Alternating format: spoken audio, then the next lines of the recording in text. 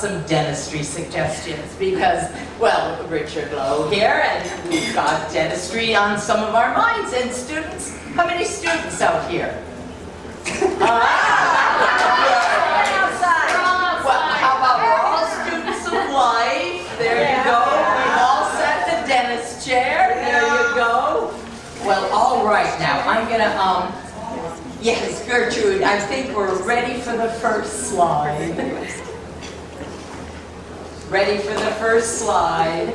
Now, if any of you men are a little queasy, you might want to leave the room. So we've had some interesting, you know, the history of dentistry actually goes back to 700 AD. Most amazing. Quite a brutish affair that it is. People were literally held down. Anesthesia was not possible, so there came the whiskey or rum or brandy. And in some parts of the world, opium. So, as you can see, we've got a little tooth decay in this far right slide. He's trying his best to get it out. People were swarming. Actually, it became such a fun activity that instead of like local hangings, they would just have tooth extractions in the town square. All right, Gertie, next slide, please. Now, again, the thing about the anesthesia was that, you know, at that point in time, we didn't know how much brandy, how much opium to administer. So oftentimes people either died of exhaustion or they overdosed. So there was shock, there was just a plethora of things going on in the dentistry world. Yes, you had to hold people down by force. Oftentimes the knee was put into the chest when it came time for extractions. It was most devastating.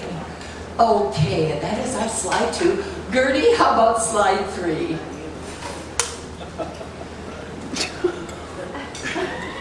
So now, back in 500 BC, the Romans actually wrote about tooth worms. This is where they thought cavities came from, that there was little worms in our mouth, but burrowing into our teeth.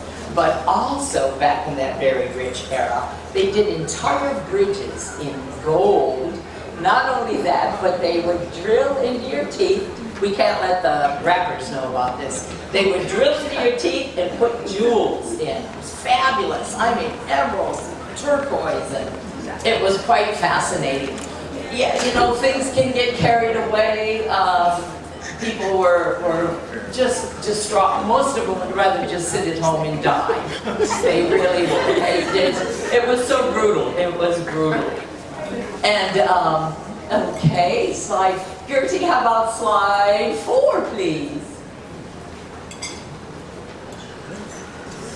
Now, fascinating things here was, again, like I said, it was whiskey and rum, perhaps a little opium. People got a little carried away. They were definitely outside their element.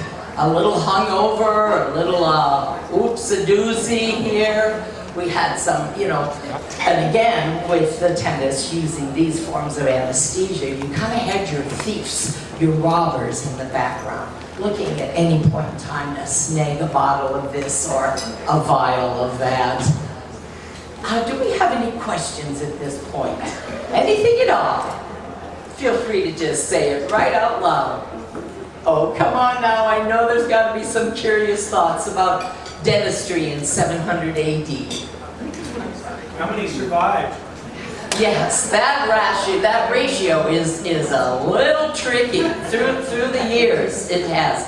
I would say about 35% survived. So as I said, most people would just stay home. Oh, and I forgot a very important fact. Gertie, go back to slide 2. Yes, this was interesting. So, at that point in time, the Chinese had developed a silver paste to fill cavities. So again, we're all experimenting. We've got people waiting in line. We've got somebody already in the chair, oftentimes just standing in the town square. where these hellacious acts of dentistry would take place. And the next slide, please. Another question though. Yes. What was Richard's ratio of survival? Let's ask Richard that question. Here they are. Oh my goodness. You are all survivors of Richard. Hey! Very cool. Yes, sir. Do you have a slide of that Richard scene? Oh yes. Let's just go back. This will be our bonus slide. Let's go back to the Richard scene. Now, we are in civilization at this point in time. So, it's all up to snuff. We've got lights, we've got drills, we've got water picks, and chairs that go up and down, our favorite, and back. There you go. And there's Richard with the green lei, of course, right up there in his patience. He just wasted no time. Such a personality that feller has.